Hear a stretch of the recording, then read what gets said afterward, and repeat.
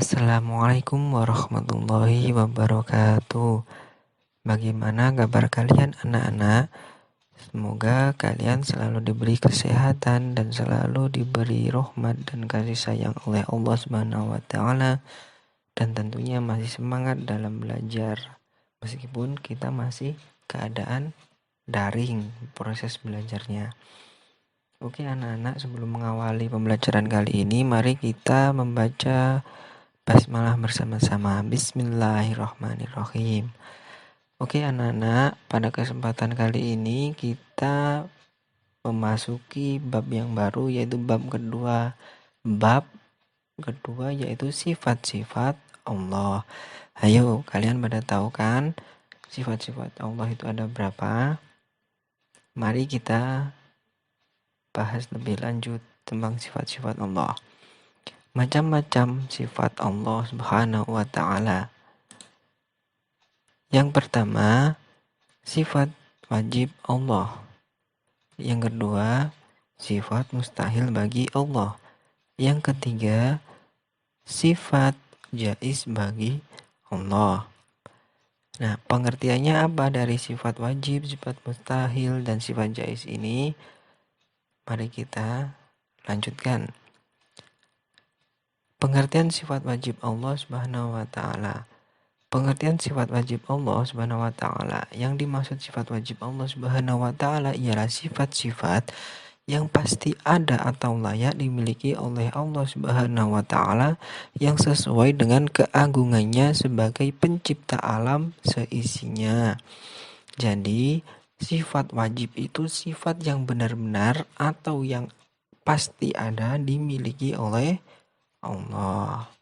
Nah, sifat wajib Allah itu dikelompokkan menjadi 4 kelompok, yaitu yang pertama, sifat nafsiyah adalah sifat untuk menegaskan adanya Allah Subhanahu wa ta'ala, di mana Allah Subhanahu wa ta'ala menjadi tidak ada tanpa adanya sifat tersebut. Jadi sifatnya itu ditegaskan lagi bahwa Allah itu mempunyai sifat wajib. Yang kedua, sifat salbiyah atau sifat yang digunakan untuk meniadakan sesuatu yang tidak layak bagi Allah Subhanahu wa ta'ala.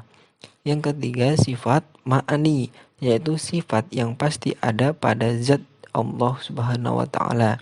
Sifat-sifat ma'ani ini adalah sifat-sifat yang juga dimiliki oleh makhluk. Bedanya, jika yang memiliki sifat ini Allah, maka sifat ini tidak terbatas.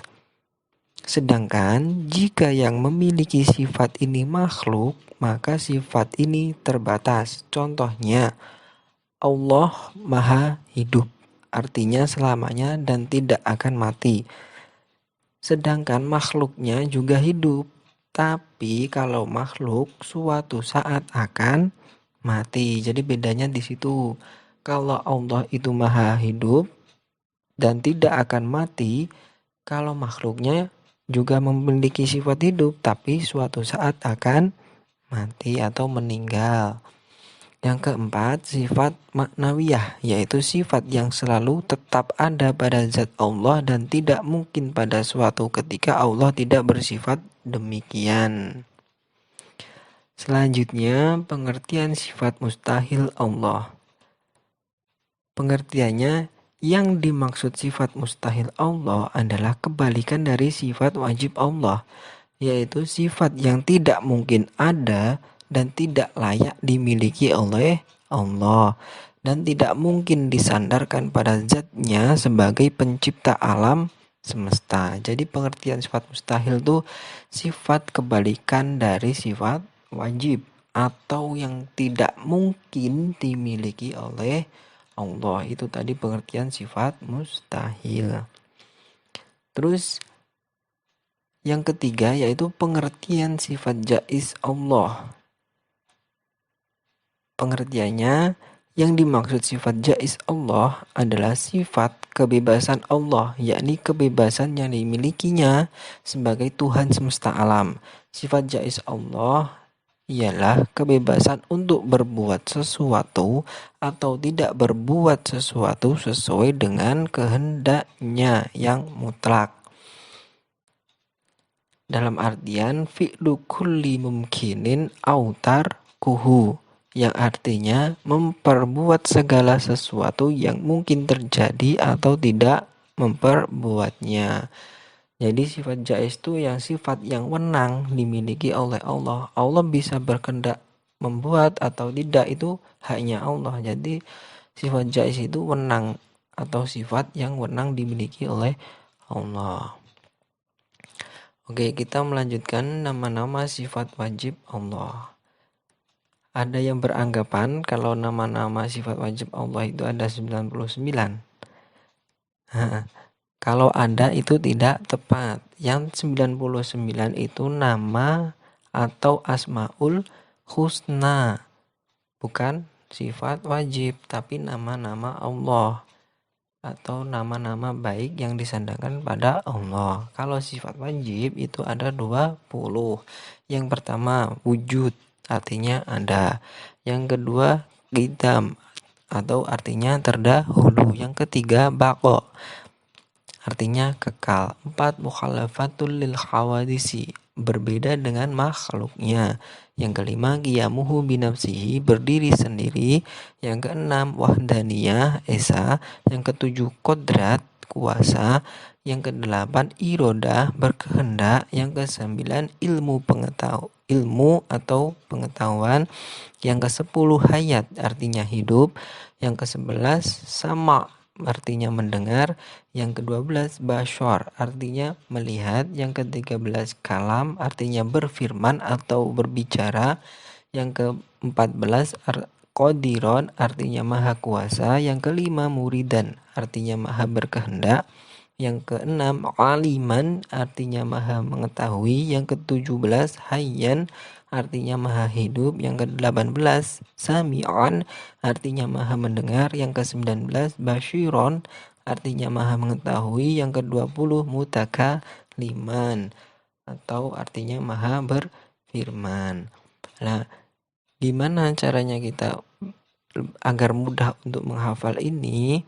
Kita kan sebagai orang-orang mukmin atau orang Islam itu diwajibkan untuk mengetahui nama-nama sifat Allah, yang salah satunya yaitu nama sifat wajib Allah. Jadi kita harus menghafal sifat-sifat wajib Allah ini. Untuk kita lebih gampang dalam menghafal, simak lagu dalam video ini.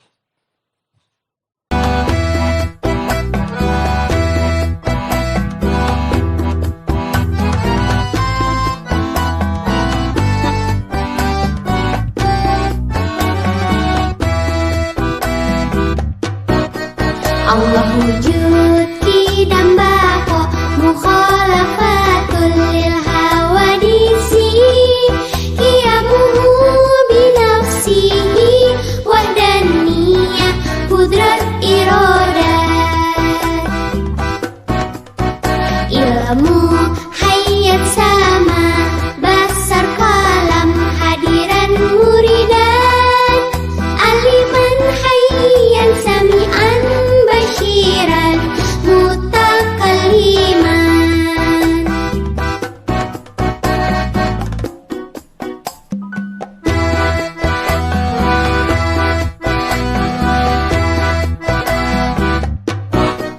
Allah wujud qidam baqo mukhalafatul lil hawadisi qiyamuhu binafsihi wahdaniyah qudrat iradat